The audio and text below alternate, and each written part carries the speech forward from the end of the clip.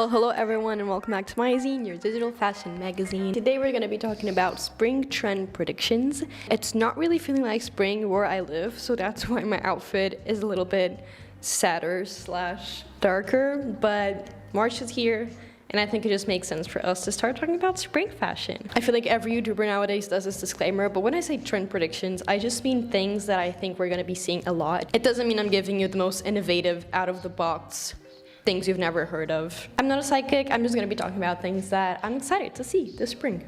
So number one is something I'm going to call the muffin style. And the reason why I'm calling it the muffin style is because in Portuguese we have a word for describing people that are very classy, you know, when a family has a lot of money and they're all like classy, fancy, chic. We use muffin or like cupcake or like just this word we have for a small cake to describe that. Like it's kind of a word for fancy or classy. And I feel like this type of outfit that I've been seeing is an elevated, original way of dressing up like you belong to a rich, classy family. I'm talking about a lot of knits. Doesn't need to be knit sweaters because I know the weather's gonna be hotter, but knits, a lot of plaid, a lot of stripes, a lot of navy, a lot of blues. I'm talking shirts, but shirts whose colors are maybe very different, and that's a trend on itself. We're definitely going to be seeing a lot of originality when it comes to colors on shirts. Embroideries, formats, we're probably going to be seeing a lot of squared colors. What do you call this style? Because some people have been calling it the Portuguese girly style, and it's been causing some controversy because technically Portuguese girls don't dress like that. But yeah, that's like a niche of fashion that I think is going to be very popular in spring. Okay, the next trend, and I'm going to be talking about more specific niche out-of-the-box things first, and then I'm going to be talking about the things you've probably already seen and know are going to be trendy. But the next thing is something I've seen, and maybe this is just from a singular brand. I don't know if many brands are doing this. I'm seeing a lot of flats that are a color, like not black and white, like an actual color, and they have an outline in another color. And I think that's very fun because flats have been around for what, 2-3 years now? They're definitely not a micro trend, but I'm excited to see how we're innovating besides the typical ballet flat or the tabby. I'm literally just guessing, but I think more brands are going to be embracing that type of color block flat. Okay, next trend is making hair ties super fun. I'm talking exaggeratedly big scrunchies that are plaid, they're crochet, they're striped. I'm talking about really big roses, like 3D roses and flowers on claw clips and on hair ties. This is one of those things that I really like, but I never actually picked that item apart from an outfit and was like, oh, I want to get that. So I recently realized that a lot of outfits I was spinning had really fun hair ties associated with them. So I just got myself a flowery hair tie and a kind of crochet scrunchie. Right now I have a haircut that is kind of weird to style besides this. When I try to do a bun, I just have a lot of hair falling out because my hair is all layered. When I do a ponytail, I feel like I look, I don't know, I just don't think I look the best with my hair up with this hairstyle right now. But I think if I buy myself some cute hair accessories, I might like to experiment with it and feel more fun. I think summer and spring are just going to be about incorporating as many colors as you can into your outfits. When we think of just building an outfit nowadays, at least what I do is I go to my accessory store and I try to combine a lot of stuff. But what I've been seeing is putting the power of an outfit on the amount of colors you can overlap without looking like something you don't want to look like.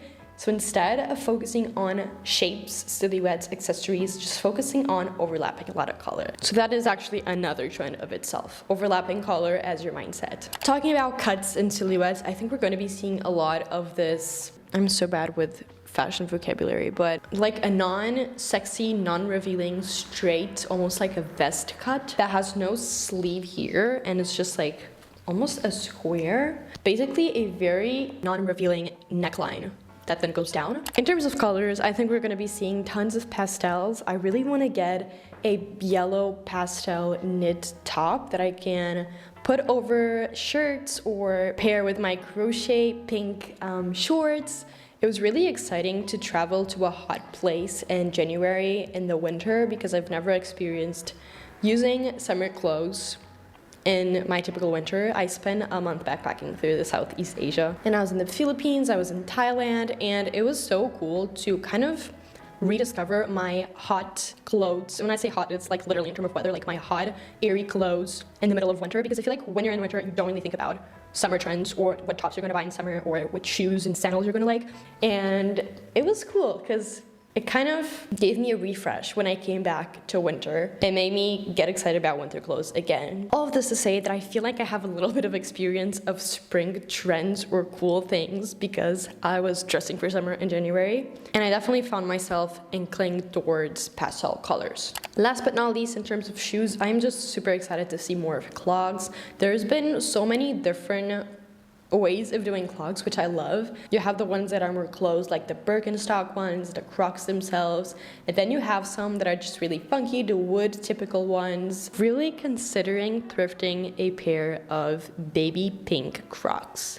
I didn't used to think Crocs were pretty, but I also didn't have a strong opinion. I wasn't like one of those people that were like, Crocs are ugly and they should vanish out of the world. I don't have that opinion about anything fashion related, honestly, but I really want to get a pair of baby pink shoes. And so why not bet on a Croc? I'm just really inclined towards colorful shoes right now, and I do not like buying a lot of sneakers or having a lot of shoes because, let's be real, you only really need one pair of sneakers that are versatile. And I know I do fashion videos and I know I really like fashion, but I don't like accumulating similar pairs of shoes. But I know this is not a trend prediction, this is not even on my list. I'm starting to get a really big crush on just any colorful gazelle, but they're so cute. I don't even know why I'm talking about this, but I think I just want a little bit of validation from you guys, because I feel like the pink gazelles are very almost micro trendy. I'm not sure for how long people are actually gonna wear them. I think they're really cute. I just don't know if I'm gonna like them long term. I don't want to make an impulsive purchase, but they are cute. Oh man, they are. Okay, now entering the rapid fire trends section of this video. You probably heard of these things, but I just want to talk about them because they're so fun and we're definitely going to see a lot of them this spring. Starting off by chunky jewelry, I made the agreement with myself. I will allow myself to buy one piece of jewelry per month.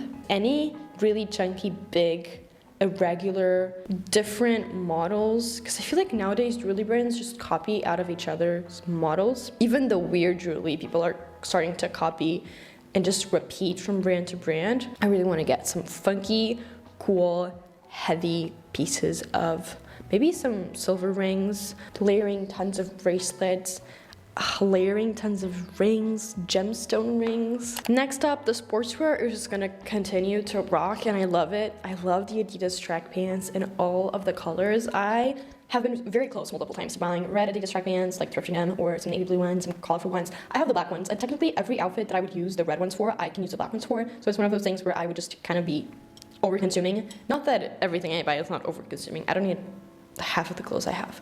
But yeah, Adidas track pants, Adidas track shorts, and I love mixing girly stuff with sportswear. I know it looks a bit silly, but it's just so cool. And also, all the sportswear stuff you buy, even if you stop wanting to wear them outside, you can always wear them to work out, wear as pajamas. So next up, we're just gonna be seeing tons of colorful makeup. We're talking colorful, shiny, glowy eyeshadows. I wanna get like a blue or a brown or maybe a red mascara. NYX has these really cool liquid glow eyeshadows, and I actually bought their cream one, like their beige one, and I put it on top of my highlighter. And guys, using any type of highlighter and then adding a little bit of that glowy eyeshadow and then smudging it with a brush, it literally looks like the Rare Beauty highlighter. It looks so good. Higher colorful socks I think are also going to be very trendy. They're a great way to adding a touch when you're using shorts or skin or skirts. Again, I think the more skin you show, the more complicated sometimes it is to spice up an outfit. So colorful high socks are the way to go. And to finish off this video, I know you've heard this a lot, I'm not literally innovating anything, but patterns are patterns. I love that these types of outfits can't really be recreated, and they're very original and one-off stuff. Anyways, I'm recording this on a really gloomy day, which kind of makes me sad and not motivated to talk about spring. And I also went to the gym yesterday after 2 months of not going, and I am so my whole body hurts so much. It hurts to walk, it hurts to drive, it hurts to breathe. So if I wasn't in the most enthusiastic mood, I truly apologize. I promise I will be in a better one next time I film. That was all I had for you today. Make sure to follow me on my Instagram, on my Azine's Instagram. I have a Spotify playlist where I link all the music I use in my videos in case you're curious. Comment down below what stuff you're excited to see people rock this spring. And yeah, that's all. Bye.